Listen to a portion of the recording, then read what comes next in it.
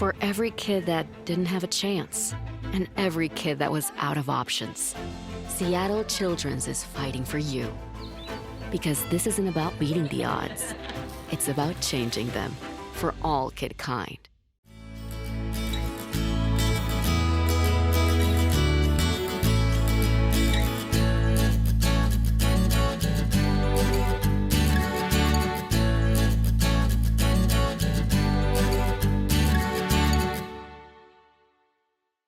Hello and greetings. My name is Laura Kastner, and I'm happy to have joined Parent Map and Parent Ed Talks as your series moderator.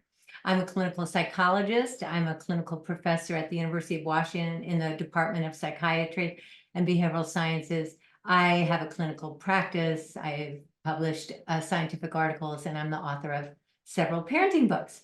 So thank you for joining us. We're thrilled to put together some of the best parent media in the country to gather together for this series.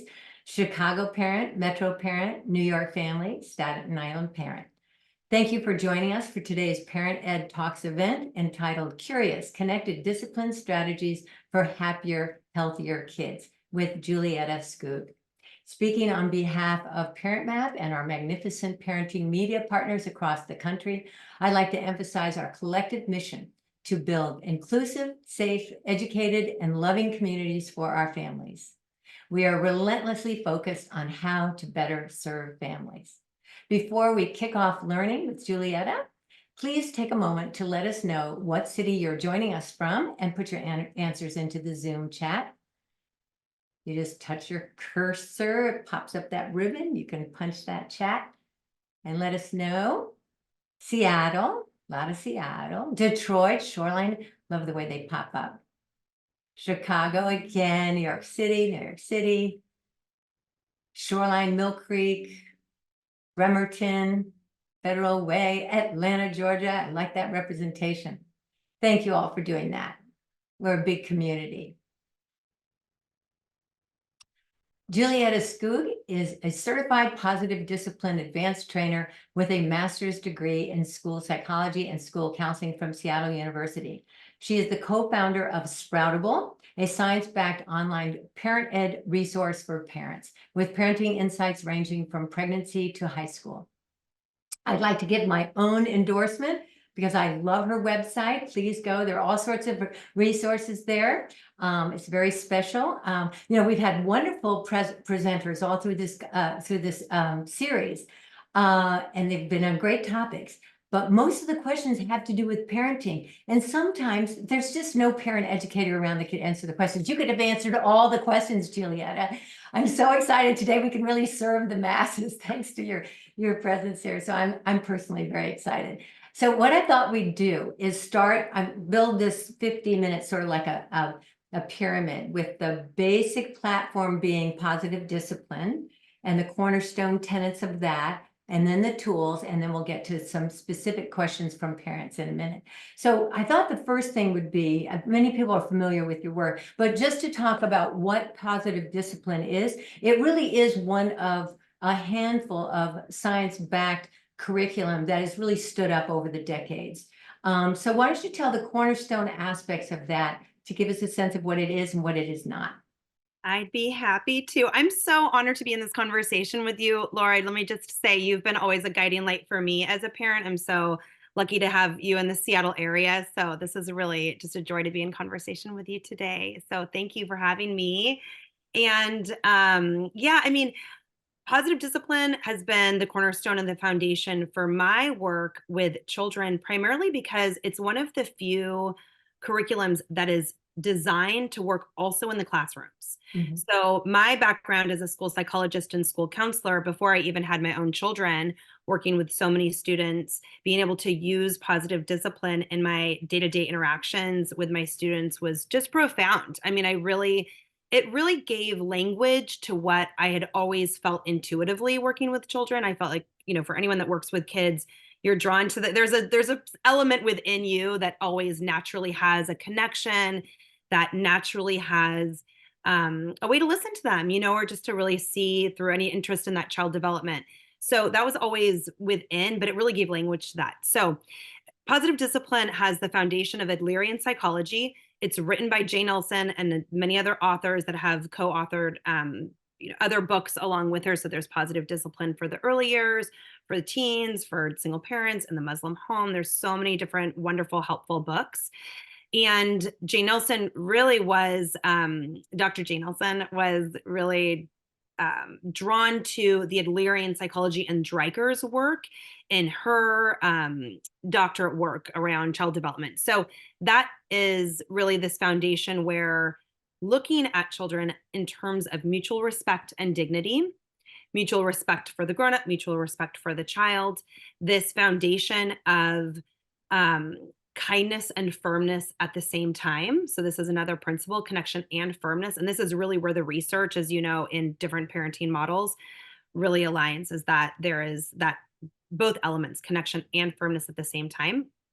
And then there is this belief or psychological sort of drive towards significance and belonging that all human beings have.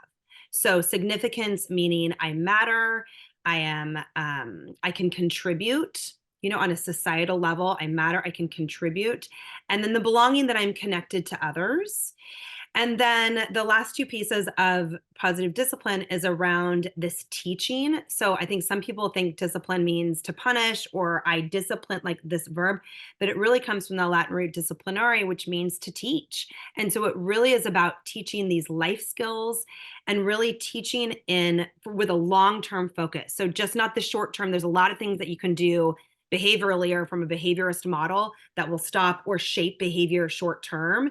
But this is really with a long-term focus. And then the last piece is really about inviting children to discover how capable they are, which is what I get super excited about because it aligns, along with all the child development. So yeah, kind of a lot of those little principles that then, I love your kind of step-by-step space, those principles then lead into these tools that help support that effective teaching. Yeah, I love how when you're doing your work, you're always talking about that belief in the child being capable. And of course, what that also means is that parents are looking, and teachers are looking for that sweet spot where they're stretching and exploring and discovering what they're capable of, whether they're crawling or walking or talking. And it's so exciting, that discovery. It's pure delight. However, the parent or teacher needs to know what's developmentally within that purview developmentally. So, yes, they're capable, but of this, they don't take calculus usually when they're 5 years old. And so part of the way we stay mostly positive with children is not trying to shape behaviors that are really not appropriate to stretch for until they're 10 or 12 or 15. And so part of it is, our teaching targets need to be within that space that they're capable of vis-a-vis their temperament or the situation. So you talk a lot about being solution focused, which I also like, but again, you back up and talk about what is going to be the thing that we'll work on at 6 months or 2 years and so forth. So solution focused, but we need to understand the behavior and we need to know what they might be capable with developmentally. So I love the developmental sensitivity part too. Yeah, we think about this like, Vygotsky's zone of proximal development, or this kind of, growth edge or stretching. And I think for, I'm seeing people pop up too, like there's that part I think that we can get uncomfortable with. Are we stretching our kids too much, too fast, or where are we at? But I think when we really stay solution focused, which is that piece of positive discipline that I love, no blame, right? It's just where we're at. Right. As the psychologist in me, it's very objective. It's like, where are we trying to get to? We just go from there. It's like, what's our goal here? What are we working on? We can look at sibling dynamics. If our goal is for them to be able to solve problems with words without hitting each other over the head with a toy, that's our goal. So then we're going to break down the skills, from a very basic level. We might start with just the communication. We might start with just regulation. Right. And so just practicing that, but also setting our sights on what is our ultimate target when they're older. So at this point, I've asked Julietta to share a video that shows so many different skills and capabilities. I know she showed it last year, but I've needed to watch it more than once. So I figure everybody else could benefit as well.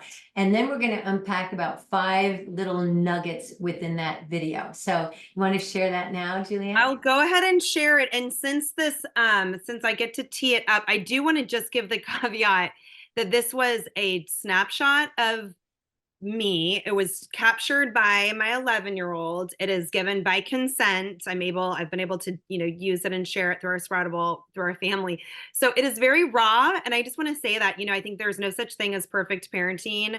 Me showing up how I am, this was not like it's scripted or anything. This was totally caught in the moment. And so I just want to tee it up to say that as well, that it's a little raw. You look really cute with your hair up like that, Julietta. It's very much in the moment of my parenting. Okay, so it should be ready to go. Let me just make sure here. Okay.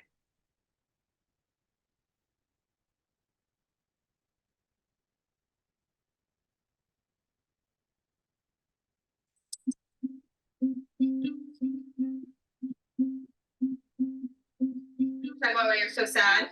No. What's the rule about bathwater? I don't know. Do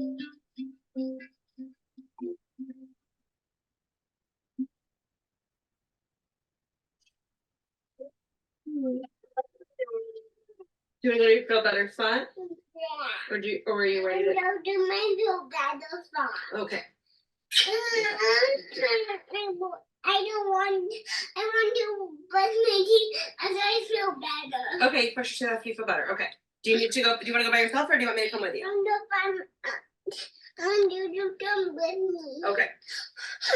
Do you want to do the box or your bed? My bed. Okay. Here, come with your bed. Here you go. Do you want to find the page in your feelings book? Yeah. Okay. I think, where is that Duck and Goose book? Huh. I can find it. You can find it. Okay. Oh, here it is. It's right by your bed. It's with it all the time. No, this one. This one. We start at the very beginning. It's a very good place to start. Books. And you're going to find your feelings. And then which feeling, I'll look for it in this book. What feeling, how are you feeling right now? Sad. Sad. Okay, I'll look for sad in this book. And I'm gonna put that in there. Okay. I think it's this. You found it. Duck is so sad. Just like Leona is so sad. But my heart doesn't stay sad.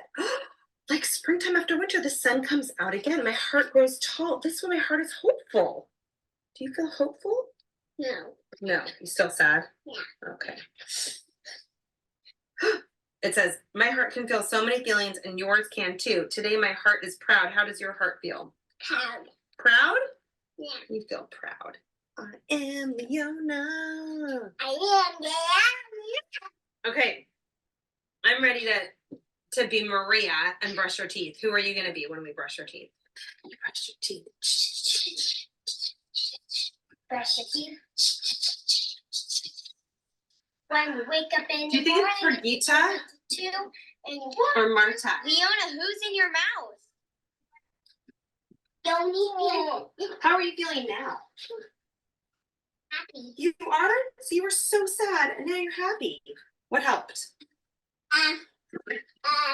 It's really good. The feeling books helped you feel better? Yeah. Yeah. You ready to talk about why you were so sad? Yeah. What happened No. to your back? No. Okay, we don't have to talk about it. It's okay. When I don't do night, I go. You want to talk about it when we go to 9-9? Oh, or you just mean like you're over it. You just want to move on. I just mean if you wanted to talk about it. If you needed like clarification on the rule about water. Okay. Do you want me to go first or do you want to go first? Thank you. Okay. So the rule is that water stays in the bathtub. And we've talked about that a lot. So what happens when water comes out of the bathtub or when you pour water out of the bathtub? What happens? Wait. I don't know. So when water comes out of the bathtub, if you're pouring out of the bathtub, then that means bath time's over. Because the rule is that water stays in the bathtub. Okay? So what's the rule about oh, you need your sleeves. Got it. Okay. So what's the rule about water in the bathtub? Stay in. It stays in. Should we practice that tomorrow? Let's do it. Okay. All right. So now, are you Brigitte and am I Maria? Or should I do the cap? Are we gonna do long books or short books? Short books. Yeah. Let's do short books. All right. I'll be the leader. You be the caboose. I'll meet you in there. Say chugga chugga chugga. Then meet me.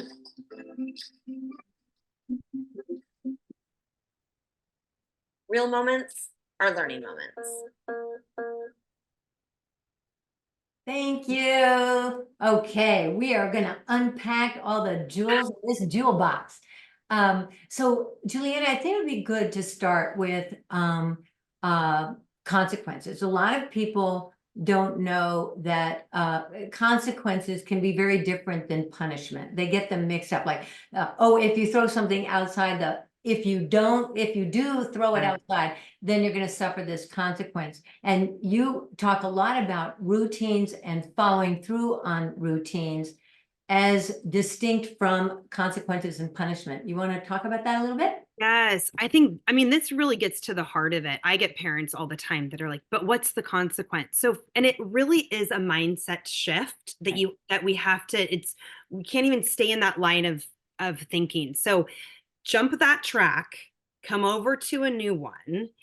And what we say in positive discipline is that all solutions are consequences, but not all consequences are solutions. And what can happen with consequences is that it's really disguised punishment. Even the way that it lands, it's like already, it's like a sentence, that's like, you've done this, so now this happens. But there's no teaching in that. There's no teaching. So to me, the solutions part, we have 3 R's and an H with solutions, which are they're relatable, they're related, they are respectful, they're reasonable, and then they're helpful. So, getting out of the bathtub, right, is related. The bathtub's over, it's related, it's reasonable. I'm not having, saying you can't have bath for another 2 months, or now you have to, you lose your iPad on the weekend, now you can't go to your birthday party, or I'm not screaming at her, right? I'm not shaming or yelling. That's the disrespectful part. And then the helpful part is all of those extra pieces, right? It was clarification of the rules, it was practicing, it was the regulation to get back to a state where she could actually receive the lesson. I think that's part of it as well. So I think that it's hard for parents. I get this a lot, Laura, where it's like, well, if they don't know that they're in trouble or that it was a bad, feeling, or then how are they going to learn? And you, as the, OG with neuroscience background, we know that actually when our brain feels safe, when we are regulated, when we are calm, that's actually when we can, quote unquote, learn the lesson. And so, as Jane Nelson and others say, where do we get the crazy idea that in order for kids to do better, they have to feel worse first? So to me, I think of it as a teaching, and I don't really think about it as what's the consequence. I just think of it as this broader sense of being solution focused. What's the practice? The rule itself, to me, is in that firmness camp. Like I talked about being connected and firm at the same time. The firmness is the structure. That's the routine. That's the rule. We keep bath water in the bathtub. And then the connection part is is the freedom within that. It's that she's barely 3. Of course, she's going to splash around, right? There's going to be water that splashes around too. But, when she's actively looking at you and dumping it out to see what's going to happen, then I get to act with the follow through and the firmness. When that happens, we get out of the bathtub. And then we move. It's just like throwing food, isn't it? Why wouldn't you want to throw food and explore what's going to happen when I throw this food? It's so natural. I'm curious, I'm exploring, and they learn there's a rule of not doing that. And so as we go through this a little, I want to emphasize what you said is the practicing is not necessarily right after an event where things went sideways, because it just went sideways there. And she wanted to go to the calm down. I call it often a calm down place, and then they, construct like you do. She calls it the it's great when the child, right? The child can name it. They could call it squishy for all I care. But it's a positive concept rather than, okay, you did something bad and now you have to go to timeout and that's a punishment. Another whole area of misunderstanding is time out as a punishment instead of time away from attention. So the way you and I and many others have gotten around that is to talk about some positive option they can have for calming down, and then they can learn that. But you practice that at a different time than the crisis. That's so Yes. important. I'm like, I get so excited about this, and also a little relentless, because I think this is a missing piece that we've all been missed as Yes. parents. Yes. Just that, and yes, there's all these different names for it, time in space, a calm down spot, a feel better, whatever you want to name it. I think when you name it, and kids especially, as we talk about, toddlers are so sensory oriented, preschoolers are so imagination, then you get into that 6 to 8 band of also still this creativity that kids really are. They're so creative, and their brain is like such a sponge that when you can theme it, name it, have it something that they're super into, the truck garage or Husky Stadium or the Mermaid Lagoon, then there's that association with it. And so, but you can create this, you can have all the fun, you can put up the picture, you can have your feelings books, but if you are not practicing in that space of how to use it and where to go, then they're never, when they're upset, when their lid is flipped, they're not going to associate that with a space that they want to go to actually help regulate. And I think the other piece that we can unpack is this idea of positive, because that name is also a misnomer. In fact, Jane Nelson, she's so sweet. She still is just like so, walking her talk. I think it implies that we're just nice, or we're permissive, or if we're just super happy all the time, then it's going to be fine, and like, then they'll follow along like ducklings. But I think the positive piece is actually, in my, like, the way that I think about it, is just this deeply connected. It is present and it is intentional. So you can see the way that I'm speaking to her also. She's barely 3, and I'm talking to her just like I'm talking to you right now. There's a deep presence and that sense of like, I'm here with you, right? There's a confidence there. So that space is a tool that begins. I say we start practicing it 2, we're instructional by 3, and we're kind of independent by 4. If you've started that young, it's not a frame. And then there's that big range of practicing between the 4s and the 8s. But I love, actually, in that video, you see, I said in the beginning, I said, do you want the box or the bed? Which sounds really creepy, like I'm about to put her in a box. But actually, we had just started, at these early 3s, creating that space. Her sister had made this, she's gotten this big cardboard box. And then there's also still the bed. But really, there's this idea of this routine practice that you're in that spot. Maybe you're reading a feelings book, you're practicing taking deep breaths.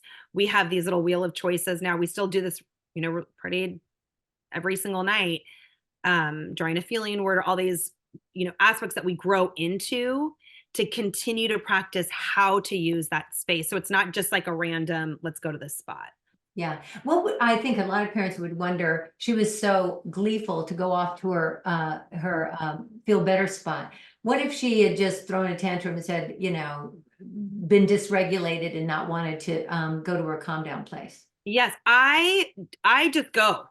So here's my technique. It's a non-negotiable that we're going.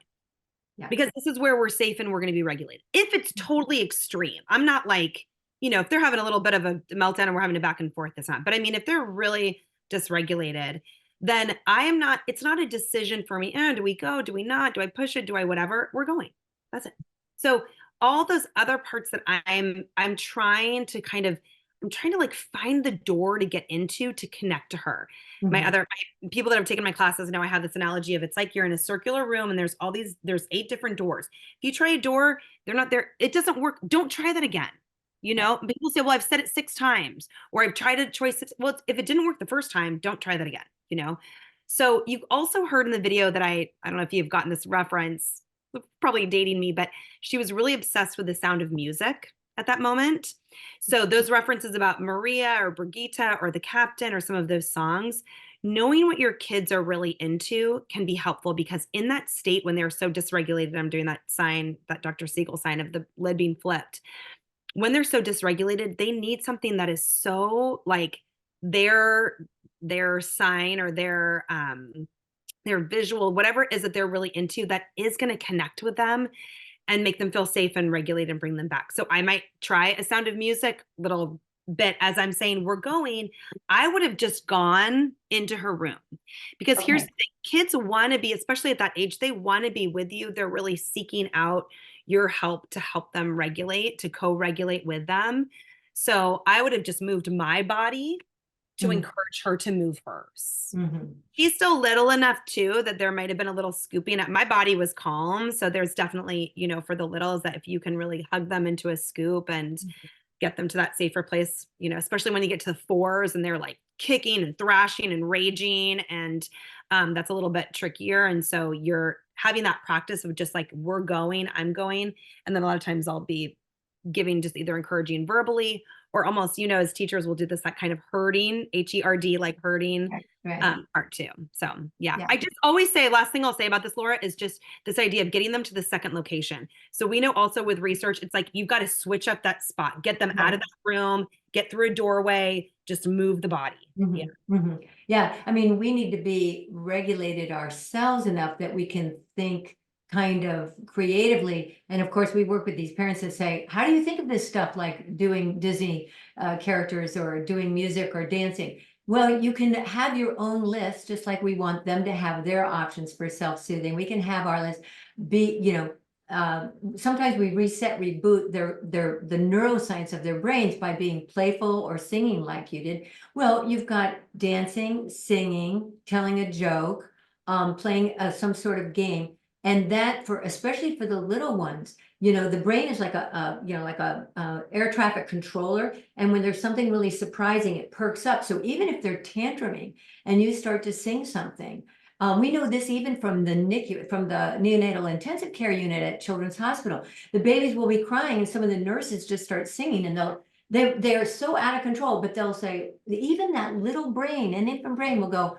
what's happening there? And stop. And then they can calm. So having just a whole variety of our own techniques of like, be creative for the redirect or the reset reboot for their brains when they're having a meltdown. And sometimes the best thing is being quiet because everything is overstimulating.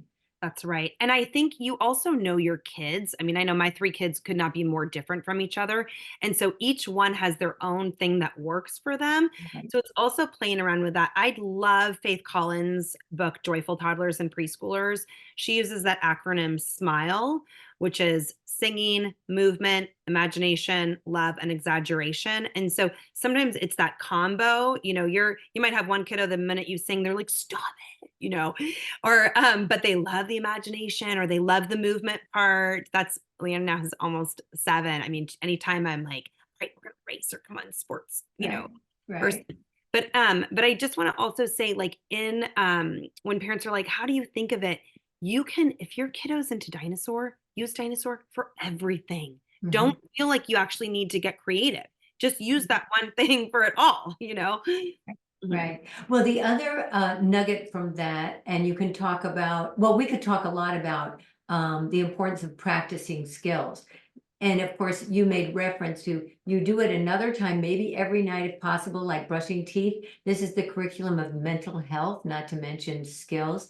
And so you have the feelings books. And, even if parents don't get all fancy with feeling books, even though I think they're handy, learning vocabulary of feelings, as my supervisor 40 years ago said, name it to tame it. Now it's very popularized by all of us. We say, because that's the right part of the prefrontal cortex. And then we have sentences with the left. We use this frontal. So even to say mad, sad, fearful is already literally changing the neural pattern in the brain to name it. So to practice feeling words in that time at some time of the day is so amazing to build mental health so that we can name feelings. And it's almost like washing machine, it goes from the amygdala area and it's all agitated there. And then we put words to it and it sort of sets it free a little bit. So talk about how you did this as a routine with your children.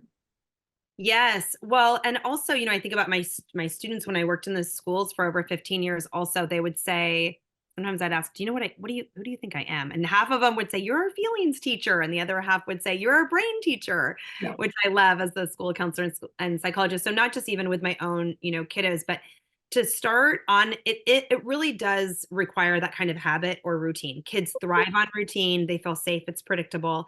It was always part of our bedtime routine. Other families that I work with, they do better. It's easier for them to do it in the morning. They have a sweet spot, or after nap or before nap. So it doesn't have to be at a certain time. And then we use the tool in positive discipline called a wheel of choice, which so I have one here. That's just like a little pie chart, but you could use, popsicle sticks, or basically it's just a menu, and where we have those things at the ready. So it might be a feeling book that we're going to read this book in this time, or we're going to practice this type of breath. And again, what are they into? All right, should we do a dinosaur breath, or should we do a mermaid breath, or a Paw Patrol, or a Sound of Music breath? I mean, kids just light up when you add that little dose of fun with it. Again, the firmness is that we're going to practice this every day because we're growing our brains. The fun, connected part is you get to choose, what should we try? Leona still loves to draw a little character with a feeling, and then I guess what the feeling is and what the scenario was. And then I do the same, and I get to use that. Now we've grown into that time every day where I can tap into maybe something that happened to reference it,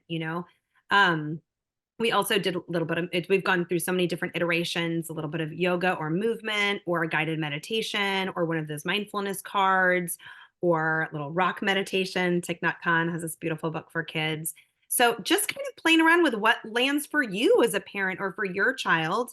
It's part of that, just like you said, that daily dose, just like brushing teeth, we call it meditation. And that's just really the space. Other parents call it, or families call it, their brain boosting time. But I do start at age 2 and in the preschools that I work with, teaching kids about their brain very simply, so that they understand from the beginning, we're doing this for our whole health, right? We're doing this to practice growing our strong brains and to be able to feel those uncomfortable feelings. And specifically to your question about how do you really grow the vocabulary of feelings, the feelings books help nowadays. I mean, gosh, 20 years later, I've been doing this for 20 years, and it's like we used to have a random feelings chart with some kind of rudimentary faces, but now you can find Star Wars and Legos and all different kind of characters for different faces. Visual is huge. Kids need to have a visual up in their little spot that has different, names of feelings. Even the pre-readers, it doesn't matter. They don't need to be reading, to be able to just name those different feelings. And so just tapping into that on the daily basis. I will say 15 years later, I now have an almost 15-year-old, 11-year-old, and almost 7-year-old. And we, as part of our family meetings, actually after our family meetings every week, we start it with it, but we pick a feeling word from Brene Brown's Atlas of the Heart, which is a really beautiful book, just literally all about feelings. And that's the feeling that we pay attention to as a family this week. I think this week is... Juliette, it begs the question for those people that never did this. And I know there are a lot out there that are saying, and of course you get this in your profession, so do I. What if they haven't done this at all? And they've got an 8 and 9-year-old that's sort of been in trouble for a lot of reasons, and they hate talking about feelings. And of course, the people I teach, child psychiatry fellows and so forth, sometimes you even mention the F word, which is not what people are thinking of right now. I know. Yeah. It's a feeling, because they hate to talk about their feelings, because unfortunately feelings got a bad reputation by parents sometimes doing what I call dumpster diving. They've gone after feelings so much that the kids go, no, anything but talk about feelings. So what advice to people that don't want to talk about feelings? Well, and we know, especially for our, as Dr. Becky says, those deeply feeling kids, it's that part is so, it feels so vulnerable, and it really is like, it's so raw. I have a lot of families that come to me with those ages that say, we have been living in a land of rewards and consequences and punishments, and I want to start over or start new. Where do I begin when we didn't start very young, young? And I think a really slow entry, which a lot of parents, I'm sure they say to you, is they say, it made me realize I don't have these skills. So when we start with ourselves, when we say, I'm going to create my own feel better space, here's going to be my spot. I'm actually going to be learning about this right along with you. It's not, I'm the expert and now I'm coming down because there's some things that are wrong with you. And so now you need to grow these skills, but how are we going to grow this as a family? And I think, was just talking about this with a family this morning, that when we just start, when we say that solution focus piece, we huddle up, and say, here's the deal. Here's what I've noticed. No blame or shame. Here's what I've noticed. There's been a lot of yelling. There's a lot of nagging. There's a lot of, people asking, just not naming, just saying, people asking, like, put away a backpack, and then the backpack doesn't get thrown away, or people on our phone, or, I just noticed where there's just a lot of disconnection. And, I want us to feel good. I want us to feel connected. I love, this family means so much to me. Like, where can we, let's begin. And as they roll their eyes or say, this is stupid or whatever it is, when you just say, this means so much to me, or to, like, you as people, that let's do this together. And so I do think the family meeting, which is a positive discipline tool as well, different from how I grew up with family meetings, but where it really is this weekly space where we sit down and we begin with compliments, which are, thank you for, I appreciate, I notice.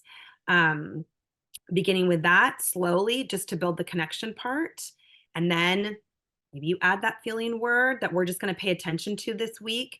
And then we're going to add some family fun to it. We're going to add agenda items of issues that are coming up or patterns that we as a family can start to brainstorm solutions for. I think that's a really nice sort of step in, because, parents have to also take responsibility. And so kids shut down when we just come in and say, this is it, I'm up to here, it's all this stuff is happening. We've got to meet them and say, here's what I've noticed and here's what I take responsibility for too. Yeah, so it starts with us not trying to talk them into feeling talk, but maybe are modeling it. And you mentioned family meetings. I was going to bring this up later, but again, many times, at least the families I work with, family meetings got a bad reputation also because it's about rules and fighting about rules or whatever. And so we have to kind of, it's almost like a retraining mode where you start the family meetings with just positive things. Stop. Not a review of policies and follow throughs and everything else, but just positive, so that they will, the meeting. We just talked about the fact that they want to decide what fun thing to do on the weekend. I guess it's a different kind of meeting than when we just thought about our policies, right? So it's amazing. I know a lot of listeners to your curriculum are saying, oh no, I wish I'd done this when they were 2. And you start wherever you are. And you build with positivity, even on the feelings thing. Sometimes I get around it by saying, what are you thinking about this? Or what do you think about that? I actually use the think word, which tricks them into, sliding over to the feelings, where I said, oh, that was disappointing. He said, you bet, it was a big bummer. They just talked about a feeling. So sometimes if they don't want to talk about feelings, I don't belabor it. I just kind of do a swirl in and start, see it as affirming. Yes. And there is the power of modeling cannot be overemphasized. When I say out loud, I'm feeling really anxious about this, I could use some help for a solution. Or my stomach feels like, I feel like I'm going to, throw up. I'm feeling so nervous. Or that just gave me such a start. I can't, you scared me in that way. Or just even like, I feel so angry about this and I don't know why. It feels like it's such a big deal and I shouldn't be so upset about it, but I really am. When we can talk about feelings in a regulated space where we're not also having a total tantrum about it, it really lands for kids. And I know my students, when I would come into the classroom, I would sit down and say, they would all lean in, they want to know like what's going to say next one. I'd say, guess what happened this week?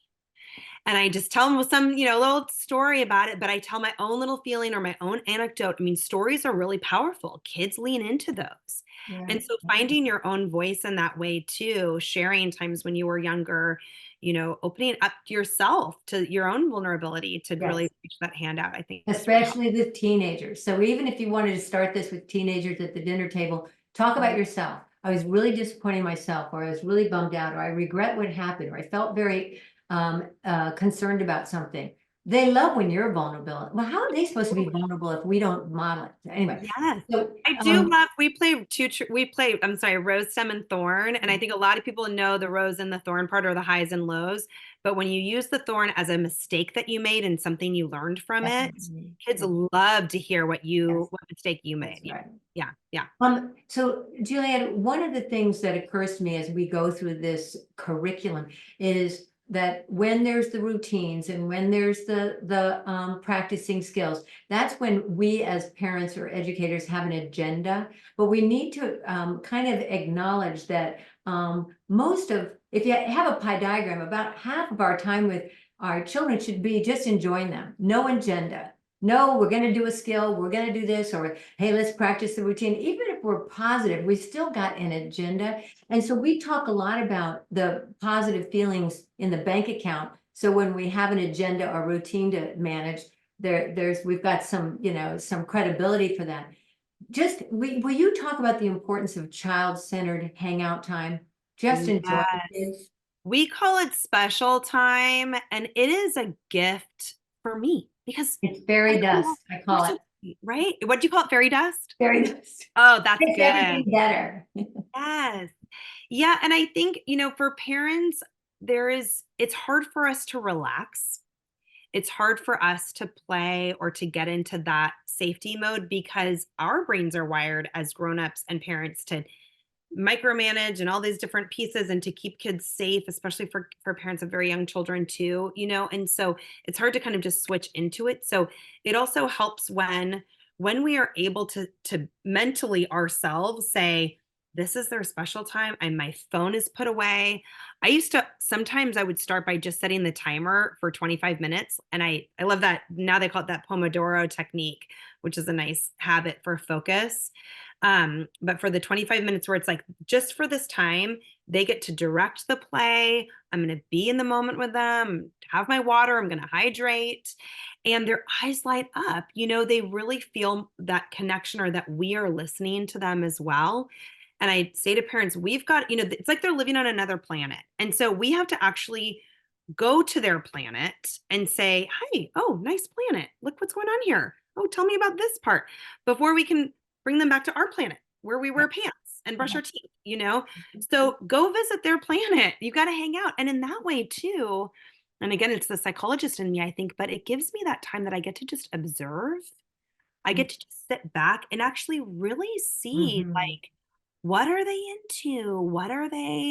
How are they doing? So I think a lot of these questions that we talked about in the very beginning, Laura, about how do you know what they're capable of or what that zone of proximal development is?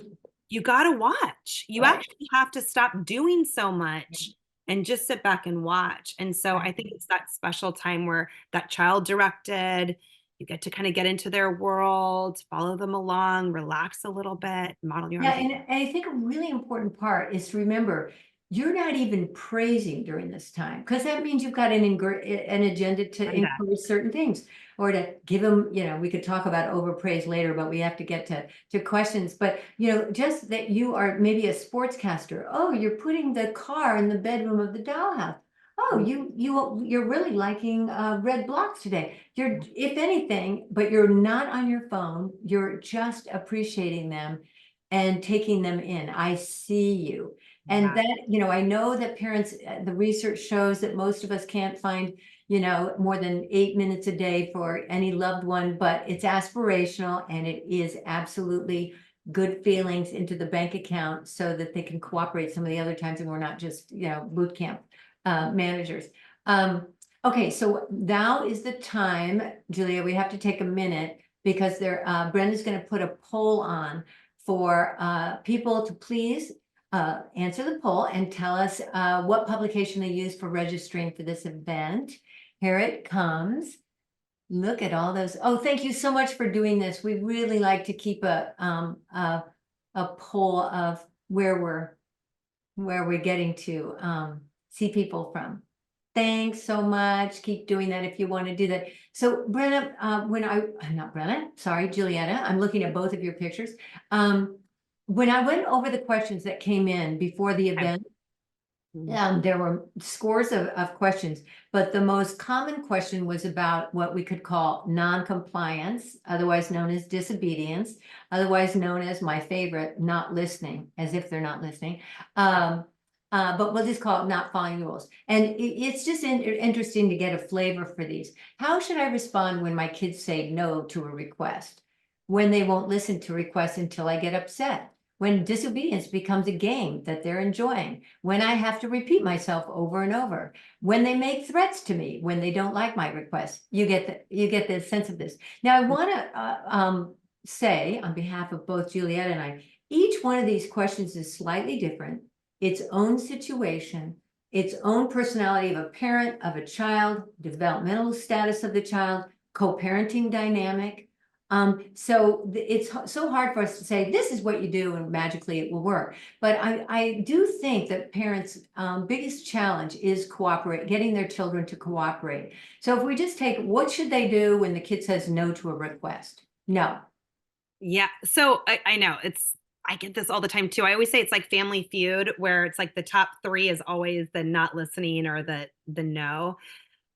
I do think we all have to take a moment and recognize how often we say no, right? Number 1, really thinking about the way that we are either inviting certain behaviors. It's not our fault. I'm not saying it's our fault or our blame, but just like getting curious for a moment at how fascinatingly, awesomely cool it is that our little people, really learn so much from us. Okay. That's a great thing.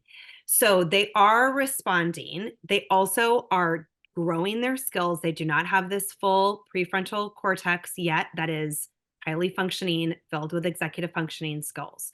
So they are in these very kind of fight or flight, sort of survival, reactionary, impulsive states. Okay.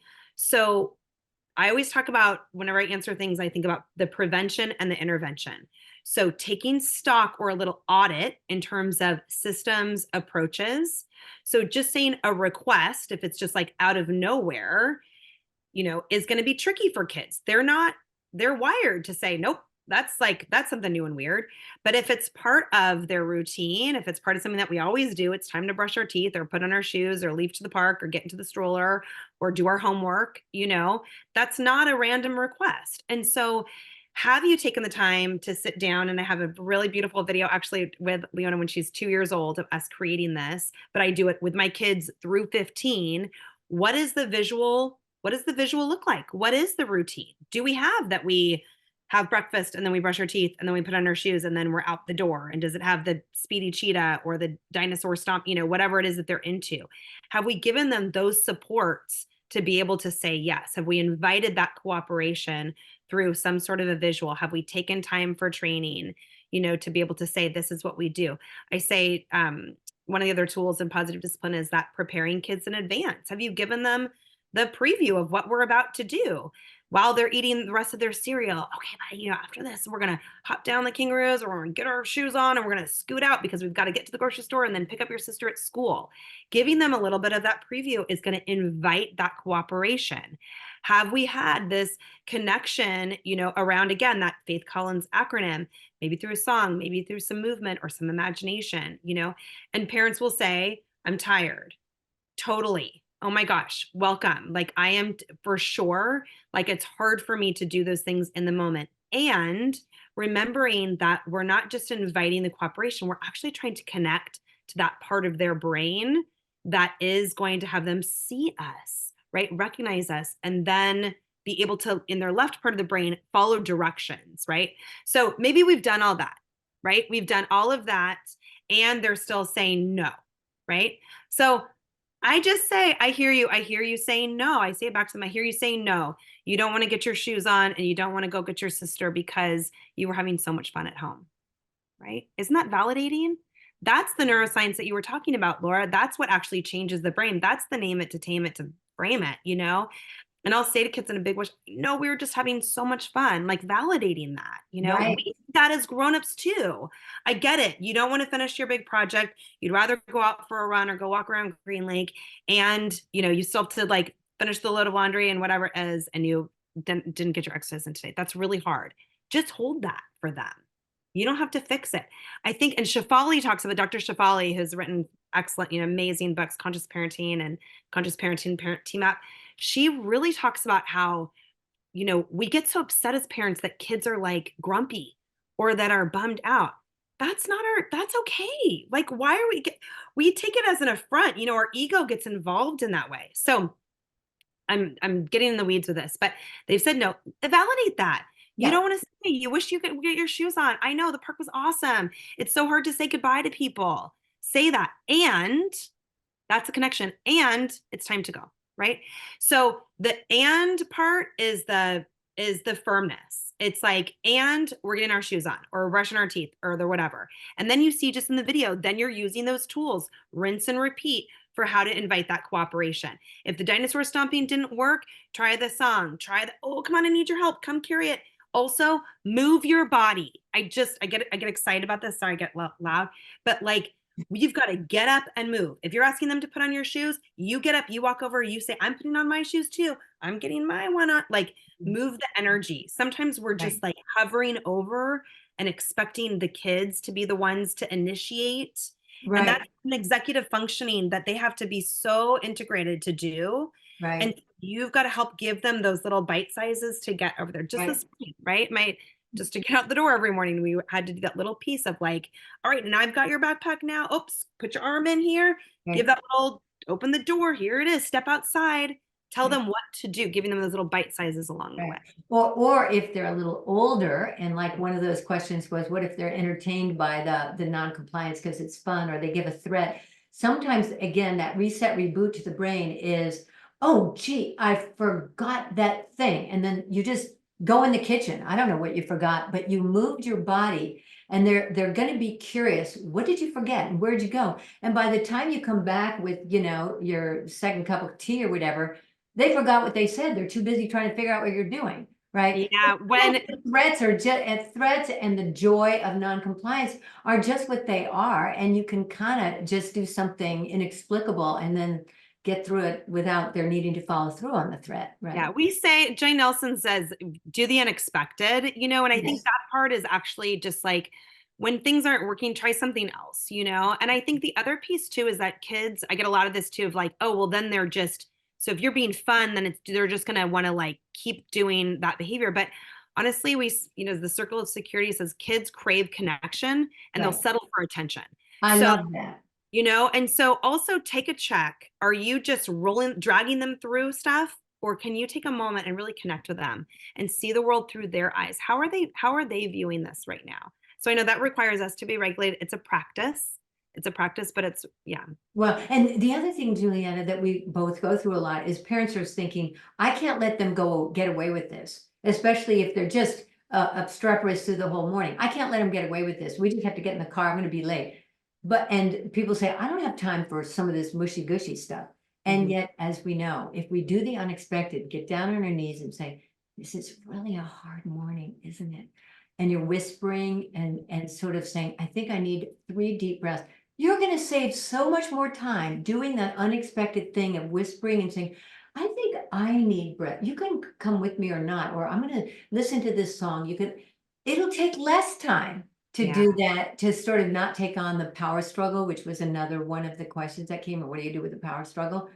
Break set, right? Yes, certainly and the only person you can control is yourself, right? that's right. Yes, and I will, and when there is the like, I'm not going to let them get away with it, or they need to learn. When we get into that power dynamic, and if we go back to that Adlerian psychology of the dignity and mutual respect, when you engage in a power struggle and you're going to be the winner, that makes them the loser. Right. And when you think about how losers act, right, or how it's going to go around, that's the relationship part that then we have landed in a space where they're kind of come back the next time with some rebellion, with some revenge, with some internal pieces too to their self-esteem as well, that shut down too, or that lack of trust. So there's always consequences for our behavior also. Okay. That's true. There's so many questions coming in about how does this change, or how do you adjust positive discipline concepts for raising a child with something like autism spectrum disorder or ADHD?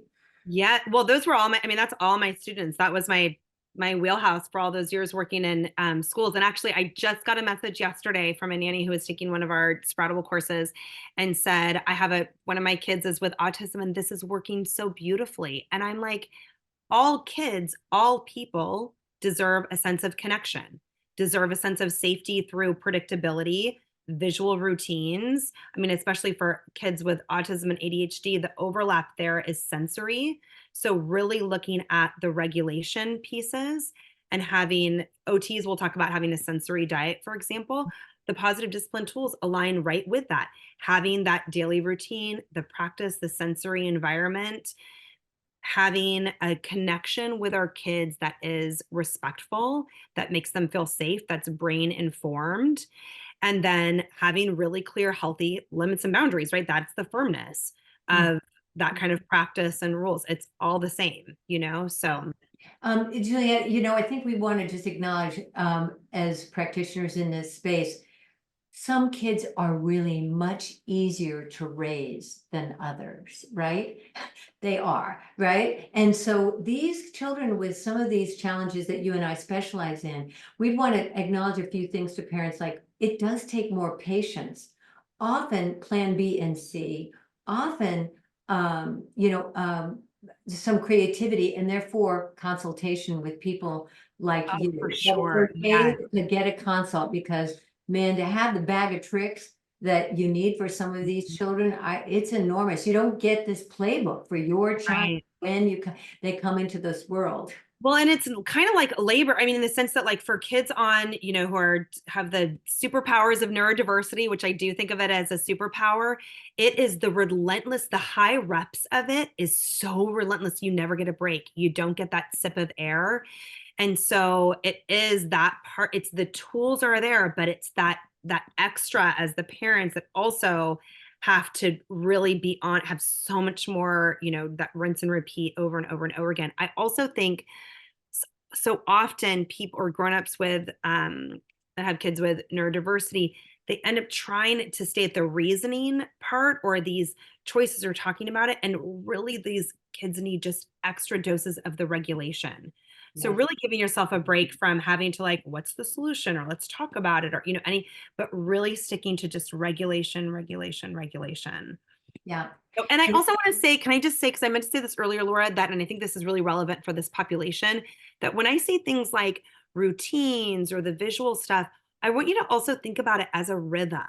So it's not this like, this says this and we've got to be rigid and we just do this, but thinking about it as a rhythm of safety, of this almost like we just know what to do. It's that predictability of we walk in, wash hands, we put, our backpacks down, this kind of space that we pick up our space, it's a rhythm. So there's some flexibility within that too. And it's the rhythm with your own child, what their needs are going to be. It doesn't mean it has to be scripted in this particular order or way, Oh, I love that point so much, Julietta, because they might get that idea about all these wonderful ideas you have. And, one of my favorite words in the whole world came from secure attachment, from all the secure attachment research. And Mary Ainsworth and all of the rest talked about attunement. So what you were saying is be attuned to yourself, be attuned to your child. If plan A doesn't work, throw it out, plan B. And if things aren't working, do nothing. It's okay to do nothing. Just say, I need a moment of just like throwing everything out the window. And that's the wise mind of saying, I could do harm here if I run my routine or keep doing with my agenda. And so kind of going back to belonging, connection, attunement, just doing nothing so you can, calm your fried brain. So my trick, self-care. It's a good note to end on. That's right. And I would say my trick for doing that, both for my students and for myself and for my kids, is I just pause and I ask myself, what does this moment need? And that attunement part, I like the way I remember that word for you all that are just hearing this for the first time is it's like tuning into a radio. So you're tuning into yourself, you're tuning up that volume of your inner voice. This is what we want our kids to have when they're grown up, right? We want them to have the strongest ears to their own voice. That is the voice that's so loud for them. So it's that tuning into yourself. What does this moment need right now? Either for myself, for my kids, for the space, right? And the answers are there. Yeah. Thank you, Julietta. Can we keep doing this for 5 hours and just talk to everybody that's been going to the chat? I want to take care of every one of those questions, and we can't. And I'm so sorry, but Thank you, Julietta. Thank you for everybody that tuned in today. And we welcome you back next time. And the next talk is called Technology's Child Empowered Parenting in the Digital Age. And it's on March 5th and with Katie Davis. So thanks to everybody and our media partners across the land, Chicago, New York, Atlanta, everybody. Bye for now. Thanks again, Julie. Thank you so much. Thank you. Bye-bye.